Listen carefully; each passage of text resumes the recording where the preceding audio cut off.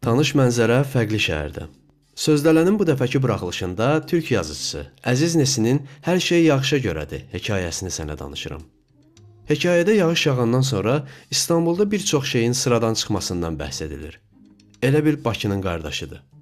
Hekayənin müəllifi Əziz Nesin 20 dekabr 1915-ci ildə elə İstanbul şəhərində doğulub. Bir çox hekayə, roman, şeir, nağıl və pyeslərin müəllifidir. O 6 iyul 1995-ci ildə İzmirdə ürək tutması səbəbilə vəfat etmişdi. Hər şey yaxşıya görədir hekayəsinin elektron yazısı kulis.az veb saytından əldə edilib. Hekayəni türk dilindən Azərbaycan dilinə tərcümə edən Ağaddin Babayevdir. Kranı açdım. Gördüm ki, su gəlmir. Ay qız, bu nədir belə? Su niyə gəlmir? Arvadıma səsləndim. Axı yağış yağıb, su xətti sıradan çıxıb. Arvadım qışqıraraq cavab verdi. Bəli, İstanbullular yaxşı bilirlər. Elə ki, şəhərə yağış yağdı, vəssalam, su xətti dərhal sıradan çıxır. Deyilənlərə görə su boruları tutulur, biz sakinlər də evdə oturub qəzanın nə vaxt aradan qaldırılacağını gözləyirik. Amma mənim düz dəqiq yadımdadır. Həmin gün hava günəşli idi. Axı yağış nə vaxt yağıb? Deyə təzədən arvadıma səsləndim.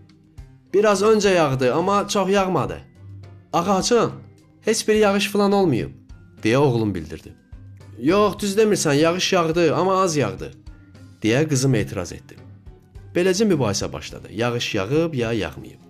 Əgər yağış yağmasaydı, indi krandan su gələcəkdi, deyə anam da söhbətə müdaxilə etdi. Amma bu fikir də mübahisəyə nöqtə qoya bilmədi. Balkona çıxdım. Zəhmət olmasa deyilən görüm, yağış yağıbmı? Deyə üzbəyüz binadakı qonşumdan xəbər aldım. Onun əvəzinə qarşı balkondakı pijamalı kişi qışqırdı. Valla görməmişəm, amma mənə elə gəlir ki, yağıb. Ay səni heyvərə, yer üzündə bu cür adamlar da yaşayırmış. Madam ki, görməmişsiniz, bəs nə səbəbə yağışın yağdığını deyirsiniz? Deyə acıqla ondan soruşdum. Radio qəbul edicinin səsi boğuq çıxdığı üçün belə qənaətə gəldim. Qonşu cavab verdi. Radionu açın, özünüz də əmin olarsınız. Yo, yağış olmayıb, deyə digər bir qonşum bəyan etdi. O, birinci qonşu ilə diyaloqumuzu eşitmişdi. Otağa girib radionu açdım. Doğrudan da ucalan səsküydən radioda nədən söhbət getdiyini anlamaq olmurdu. Bax, İstanbula yağış yağarkən həmişə belə olur. Yağışın yağmadığını təsdiq edən aşağı mərtəbədəki qonşu qışqırdı. Yağış yağıb ay qonşu, yağıb. Niyə belə düşünürsünüz? Ondan soruşdum. Qaz da gəlmir, aydın məsələdir ki, yağışa görədir, deyə qonşu cavab verdi. İndi daha şübhəyə yer qalmamışdı. Baxmayaraq ki, heç kim dəqiq deyə bilmirdi, amma yağış yağıbmış.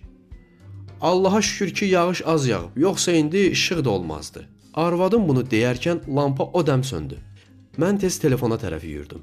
Dəstəyi götürüb redaksiyanın nömrəsini yığdım.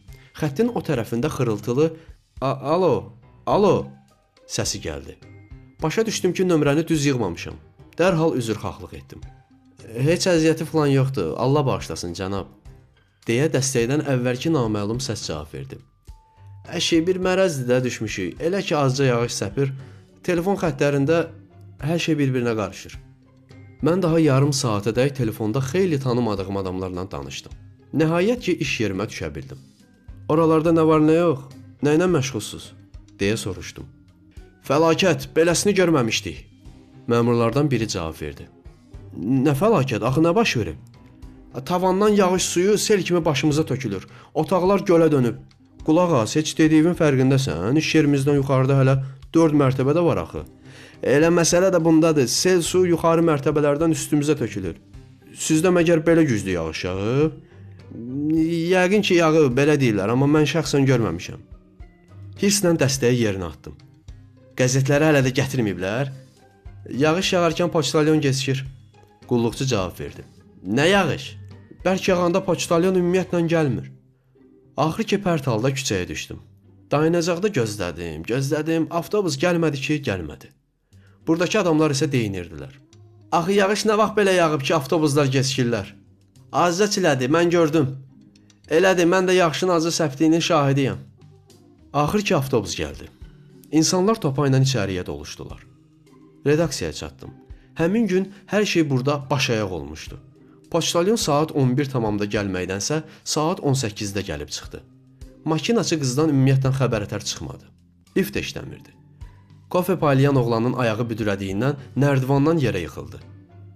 Arvadım isə zəng vurub evimizə qonaqların gələcəyini bildirərək evə tez gəlməyimi tapşırdı. Amma nə qədər istəsəm də redaksiyadan vaxtından əvvəl çıxa bilmədim.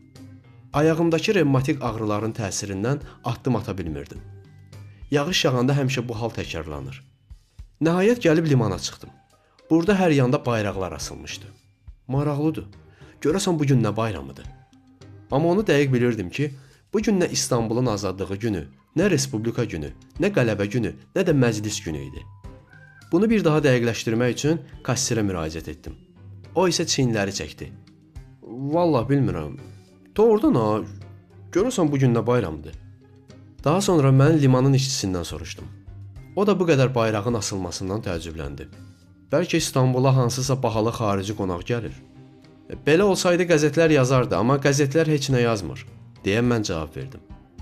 Maraqlı idi ki, heç limanın rəisi də bayraqların asılma səbəbini bilmirdi. Marağımdan daha özümə yer tapa bilmir, qarşıma çıxan hər kəsi sorğu-suala tuturdum. Axır ki, matroslardan biri mənə yanaşdı. Cənab, sizi bayraqların asılması məsələsi maraqlandırır? Burada kimdən soruşsa səbəbini deyə bilməz, amma mən bilirəm. Beləsə tez deyin görün. Heç bir bayram falan yoxdur. Səhər yağış yağıb, özü də möhkəm yağıb. Aha, nə olsun, elə bu? Yağış gəminin anbarlarına dolaraq oradakı bayraqları tamam yaş eləyib. Onları qurutmaqdan ötürü məcbur qalıb tərsanəyə çıxarırdıq. Beləcə astıq. Gör məsələ nə yerdəymiş. Mən isə hədər yerə baş sındırırammış. İndi daha rahatca evə getmək olardı. Harda itib batmışdın? Arvadım acığını üstümə tökdü. Qonaqlar oturub səni xeyli gözlədi və axır ki, çıxıb getdilər.